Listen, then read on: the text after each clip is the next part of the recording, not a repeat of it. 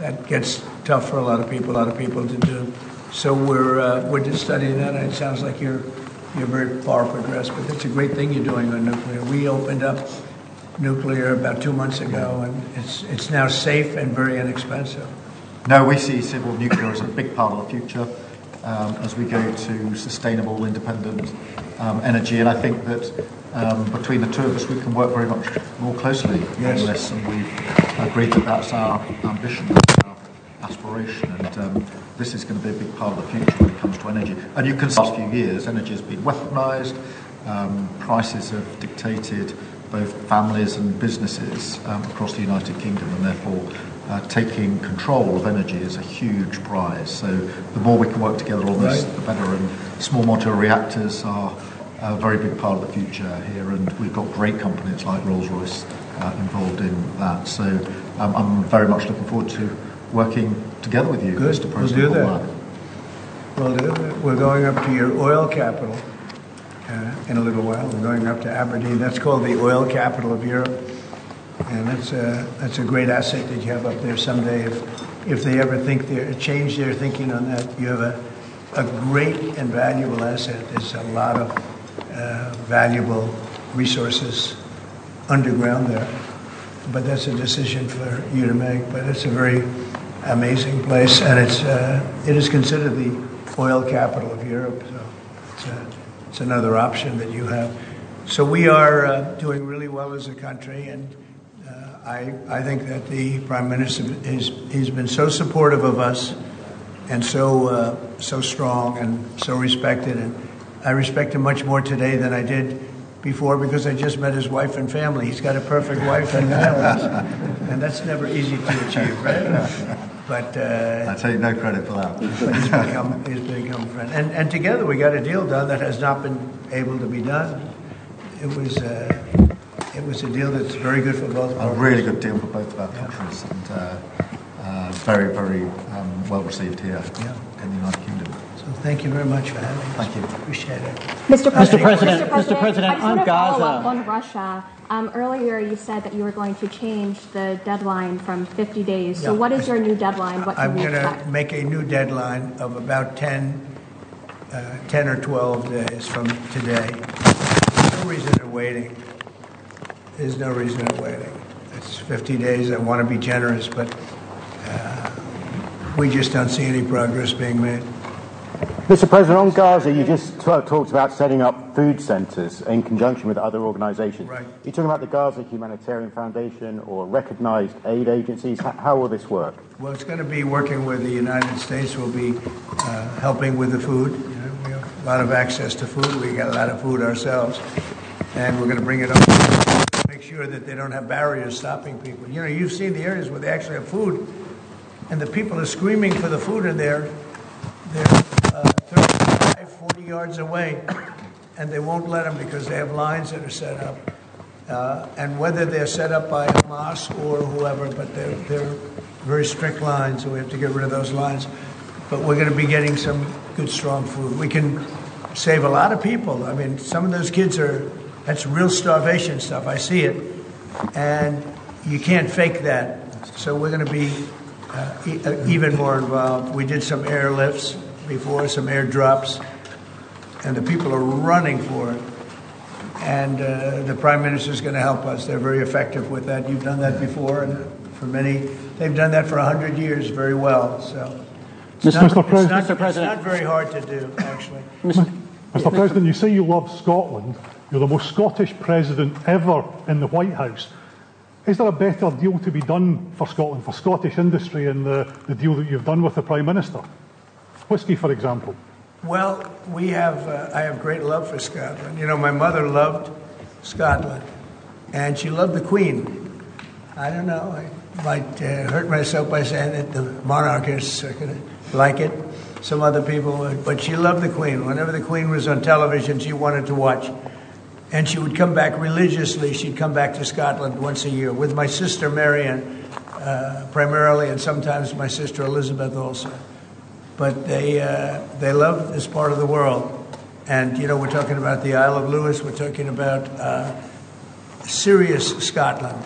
That's serious Scotland. There was no doubt about it. So yeah, it gives me a feeling. It's different. You go to another country, you have no relationship to it. You get to like maybe the head of the country or something. But it's different when your mother was born here, Stornoway, right in Stornoway, beautiful little place. So is there a better deal to be done? Is there a better deal to be done for Scotland, for whisky, for example? Because of your love of Scotland, is there a better trade deal to be done for Scottish businesses like whisky? Well, I assume when we do our trade deal overall, a lot of it comes to Scotland, I hope. Maybe all of it should go to It's Scotland. a very good deal for the whole United Kingdom. We've already achieved great things out of the deal, and we'll achieve even more as we work together. A lot of it is going to Scotland. I mean, I do know that, but I mean, we're dealing with the UK. But a lot of it comes to Scotland. And, I was very particular. This is a part of the world I want to see thrive. It's going to thrive. Mr. President, back to Gaza. You talk about Hamas stealing food and stealing aid. What responsibility does Israel have for limiting aid to the region? And if I could ask a follow-up to the Prime Minister, what pressure can be put on Israel, and is that something that you and the United States could work on together? Israel has a lot of responsibility. They're hampered by the fact that you still have 20 hostages or so. And the people of Israel are very concerned about the 20 hostages. It's very interesting. You could say they could be more concerned about retribution than the 20 hostages, but they really want the 20 hostages to survive and live to make it. Many of the hostages came to my office, in the Oval Office, and I was amazed I would ask them the question, was there any sign of love? Was there any sign of, when you were a hostage and you have all of these people from Hamas around you, sometimes 100, sometimes 10, sometimes 2, but you're a hostage and you're being stored in a pipe. It's not even really, a cave, or it's a pipe, a little pipe. And some said they didn't think they were going to make it because they were losing air. There wasn't enough air, and they'd open up the pipe just in time, but they didn't do it on purpose. They just happened to open it. They got lucky. But I said, did they ever wink at you and say, like, don't worry, you're going to be okay? Did they ever give you some extra food, even if it was a piece of bread? Did they ever give you anything during that time? And some were there for 400 or 500 days now, right? That's a long time, a year and a half, more than that. And not one person said there was any love from anybody. In other words, you have hundreds of people. And you see it in the movies where somebody's a prisoner and somebody's helping. You even see it with Germany where people would be let into a house and live in an attic in secret. You see signs of stuff. I said, did you see anything like, did they wink at you? Did they say, don't worry, you're going to be okay? I ask that question all the time. I've never received one answer that said, yeah, they really wanted to help. No, the hatred is just incredible. But, sir, on the access to food issue, what more can Israel do? And again, to the Prime Minister as well.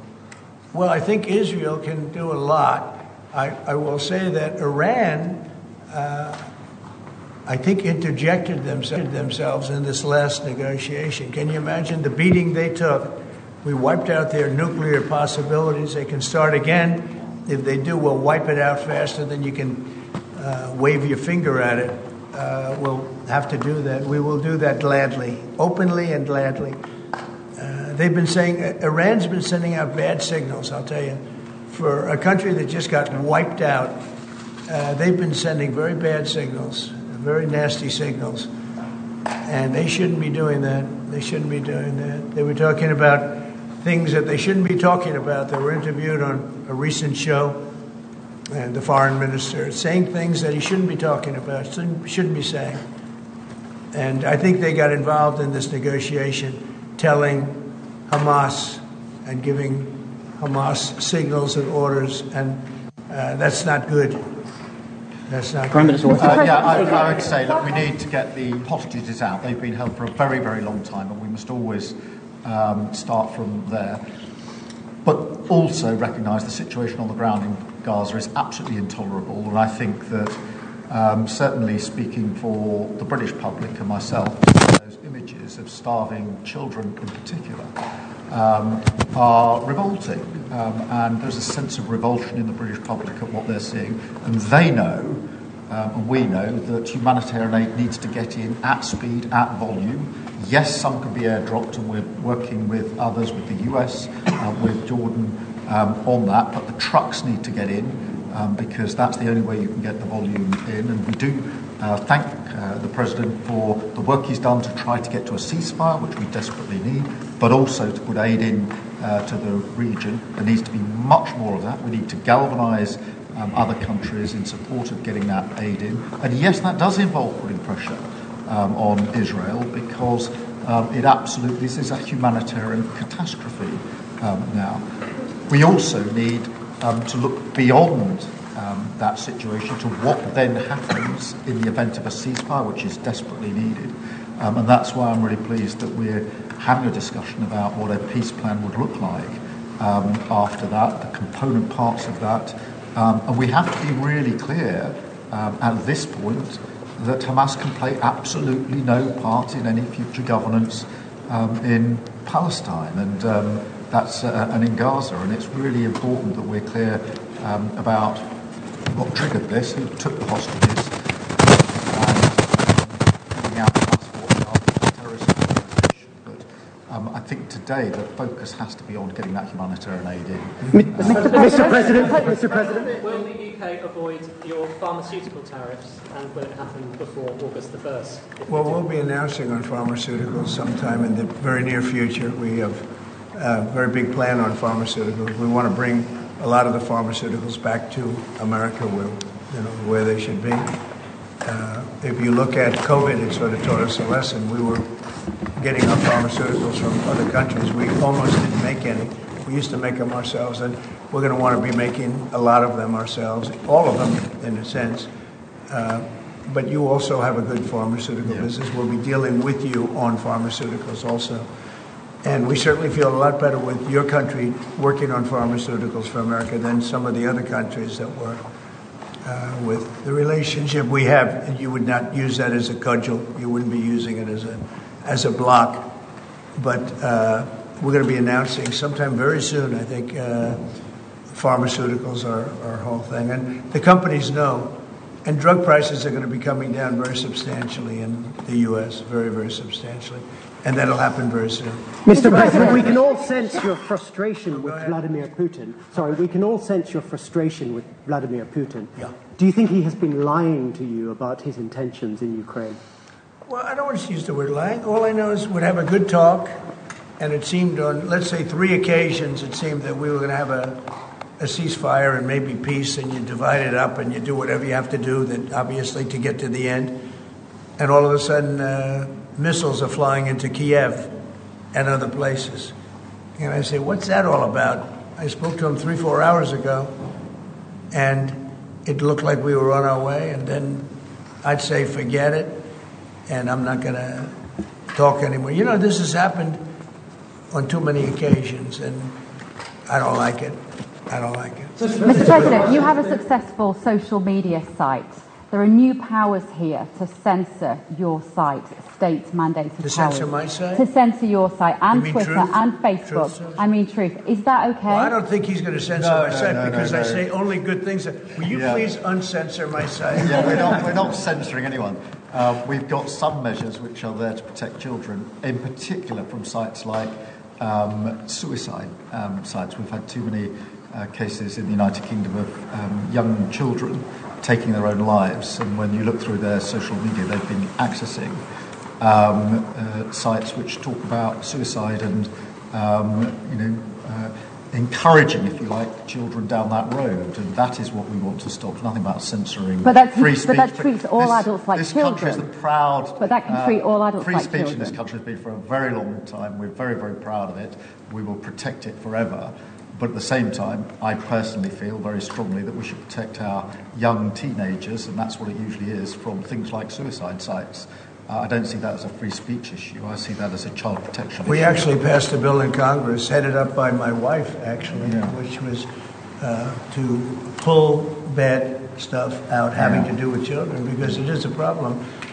But I cannot imagine him censoring Truth Social. That's more of a very political, and it's been a very big success. It's not going to happen. And I only say good things about him and his country, so if they censor me, you're making a mistake. I'm going to give my ambassador the job, make sure it's not censored. I had not heard that. Mr. President, question about golf? You're a big investor in this area, Mr. President. Say it? You're a big investor in this area of Scotland. To put it mildly. To put it mildly. Like this ballroom that we built from amazing. scratch. Do you worry, though, about the risk of increased taxes here? Will that stop you investing?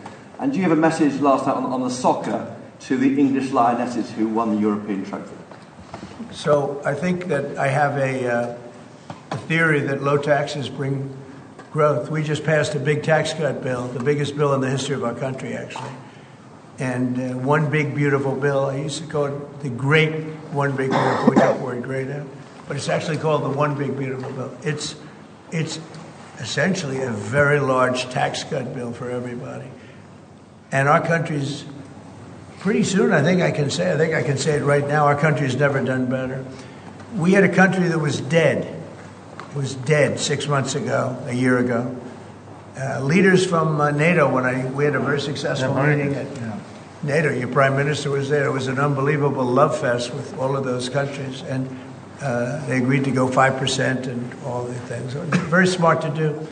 But many of the leaders said, essentially, they said, your country was dead 1 year ago. 1 year ago, we had a dead, and we did. We had a dead country. We had a president who didn't know where the hell he was. We had horrible, horrible people running our country. I think they were sick people, actually, sick. You talk about censorship. Those are big. That's all they did was censor. And they didn't know what to do, and they had high taxes. They wanted more tax, total censorship, transgender for everybody, men playing in women's sports, everything bad they wanted, and they still do. That's what they still do. That's why they're down at 15% or something. I saw it today, the lowest that the other part of the Democrats have ever been. But no, I find that when you lower taxes, you get growth. I will say this area, and the Prime Minister hasn't been here very long, on all fairness. I think he'll be a tax cutter. But I find that as we cut taxes, we did more business. In my first tax bill, we cut taxes from 39% down to 22%. And we ended up at the end of the first year, when it was still a little raw, we ended up taking in much more revenue than we did at 39%. It was pretty amazing. And we're taking in a lot of revenue right now. And this was an additional tax cut. So I find, for whatever it's worth, tax cuts are very good. Mr. President, you moved up the deadline. It's now 10 or 12 days. Is the sanction the same, that you're going to slap a 100% tariff on anybody who does business with Russia? So what I'm doing is we're going to do secondary sanctions, unless we make a deal. And we might make a deal. I don't know. You don't know. We've done so many peace deals. This is the one I started out with. And, I know President Putin called me. He wanted to know if I could help him with Iran. I said, no, I don't need your help with Iran. I need your help with Russia. And so that's the one deal that continues to linger. And, we're losing 5,000. They're losing. I'm not losing. You're not losing. But 5,000 Russian and Ukrainian kids a week are dying. And that's not mentioning the people that are dying also in towns where, he's lobbing missiles into certain towns like Kiev. And he's got to make a deal. It's too many people are dying. It's a really bloody war. And the 5 and now they're really telling me that number is obsolete. It's like 7. That's terrible. So you have 7,000 Russian and Ukrainian soldiers dying every single week for no reason whatsoever. So you would think, based on common sense, you would think he'd want to make a deal. We'll find out. No communication. Mr. President. Publicly, have you had any other, through any channels, conversations with the Russians? Reiterating this? In what? Reiterating this new pressure and deadline. We're going to have you're the press. I'm reiterating it to you.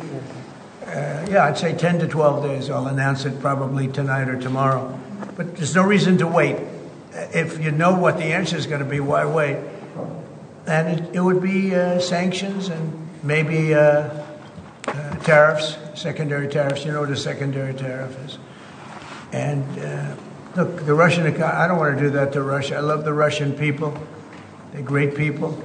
I don't want to do that to Russia. But this thing, they're losing a lot of Russians. They've lost 1 million Russians And that's the, sons, that's the sons and daughters of Russian families. They leave the house, they go, bye mom, bye dad, and then they get blown away. And Ukrainian too. Look at Ukraine. It's a disaster what's happened there. But it continues to go on. As you know, we made a deal where the European Union is essentially involved, but it's NATO, and we're supplying weapons to NATO. NATO's now paying because the United States, because of Biden's in for $350 billion, the European nations are in for about $100 billion. It should be the opposite way, by the way, because we have a big ocean in between. It should be the opposite way. But I think that eventually something's going to happen. It should happen fast. So many people are dying. When I settled out with Congo and Rwanda, they lost almost 8 million people. And it just made so much sense. And if I didn't get involved, they wouldn't have done it. They weren't even thinking about settling it. It was just going on forever. And nobody could go into those territories because they'd get killed. They'd get killed. And now they have I hear it's a whole different ballgame. We settled it. This is one that should be settled. Russia, Ukraine.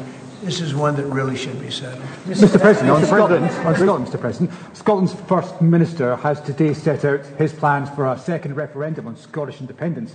Can I get your reaction to that as someone with deep ties to Scotland? And, sorry, Mr. Prime Minister, can I also get your thoughts on that? If the SNP do win a majority at next year's election, then they have the right to hold a referendum, do they not? Well, I don't want to get involved in your politics. We got enough politics of our own. I will say that I predicted what was going to happen the last time. You remember? I was opening the first course over at Aberdeen, and I was over here, and at the same time, and they asked me that question. I made a prediction. It was the day before the vote, and I made it correct. I like to be correct, but I made a correct prediction. I don't know. I do say that when they made that deal, somebody said that it was, and I remember this very distinctly. I said, could they do this all the time? There was a little bit of a restriction, like 50 or 75 years before you could take another vote. Because, a country can't go through that too much. I don't know the First Minister, but I've heard great things about him. I've spoken to him. I hear very good things about him, and I'm meeting him today. So maybe I'll have a better opinion then. And let me answer that straightforwardly, because I believe in a stronger Scotland, in a better United Kingdom. And I think that at a time like this, when it's quite clear that there's uncertainty and volatility around the world, the strength of the United Kingdom together is very important for all four nations, very important for Scotland. And that should be our priority, that should be our focus, not on the politics, which feels like the politics of yesteryear now, at a time like this. And I think that the First Minister should probably focus more on his delivery in Scotland than on his constitutional issues, and we might have a better health service in Scotland. But at a time like this, I think the United Kingdom is always stronger as four nations. I think that's better for all four nations. I think that's how Scotland is stronger. Look at the deal that we've been able to do with the United States, a really important deal that we made just months ago. That is what the United Kingdom can do when we act as a powerful set of four nations together, and there are very many other examples. Mr. President, you toured the Federal Reserve last week, and they are set to meet this week. Do you think your visit has inspired a potential rate cut, or how do you see things shaking out this week? Well, it's interesting. I did tour it. I toured the building. Yes. And if you looked at this building, if you came here like 14, 15 years ago, we've had it a long time. It's been an honor to have Turnberry. But I was on much more opulent walls, ceilings, floors. We had to do this. And we did a very great job. I mean, you see how beautiful it is inside. Everything was saved. Everything was preserved. We had ceilings that were in bad shape. They were falling down. It was very old.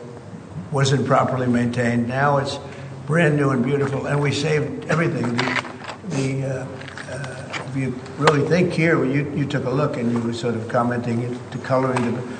Now this is a brand new building, but if you look outside, it's equally opulent and beautiful. And we didn't do that by spending, hundreds of millions of dollars in surrounding a railing underneath the area that you're painting. I mean, I've never seen that like brand new, beautiful plywood, very expensive, wrapped around a figurine or a railing to preserve it. But you don't have to do that. You can just wrap a cloth, they call it a blanket, and you don't even have to do that if you're careful when you're doing the ceiling. But I don't know what they did. They'd take down a ceiling and put up a new ceiling, and the new ceiling had no opulence to it. Or they'd fix the ceiling. But I would say that all I need is a good plaster and a can of paint. And, they spent $3.9 billion.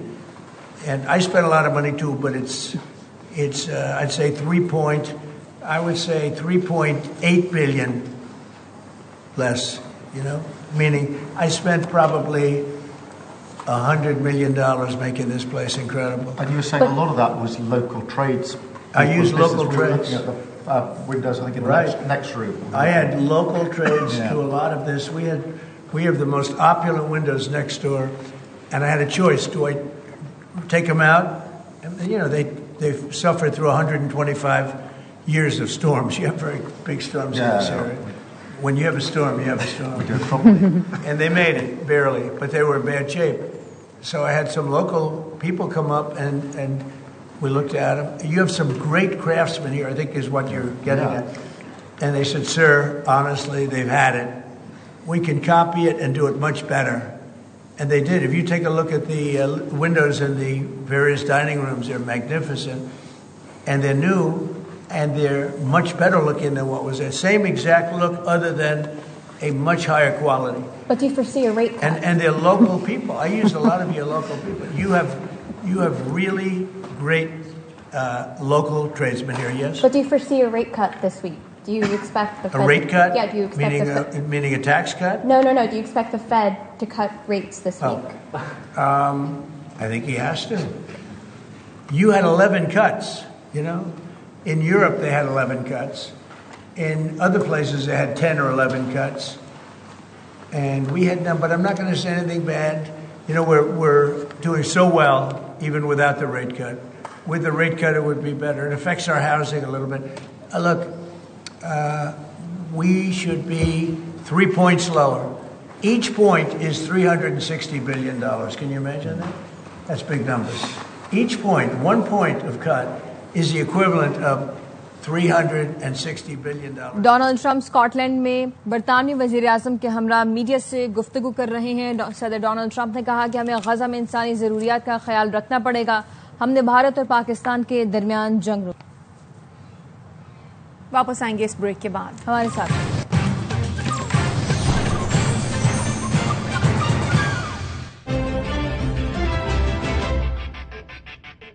This half-hourly clock is brought to you by Pakistan's fastest-growing video streaming platform. And जहां पाकिस्तान वहां Dalda. Stream all your favorite sports, shows, films, and more only on Myco, Pakistan's fastest-growing video streaming platform. नया Surf Excel deep action technology के साथ खींच निकाले गहरे जिद्दी तार। तो दागों से क्या डरना, सर्फ एक्सेल है ना। बोनस ट्राई स्टार बनाए झाग ज्यादा, निकाले दाग ज्यादा, कपड़े धोए सबसे ज्यादा। वाह क्या बात है बोनस की।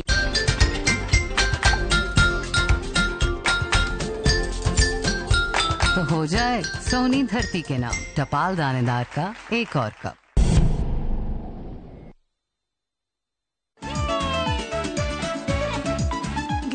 टेडी चॉकलेट केक जिसमें है मजेदार क्रीमी चॉकलेट फिलिंग, अंडे, दूध, गंदम की गिजायत और इजाफी कैल्शियम भी। ग्लूको टेडी, रेडी टेडी ग्लूको।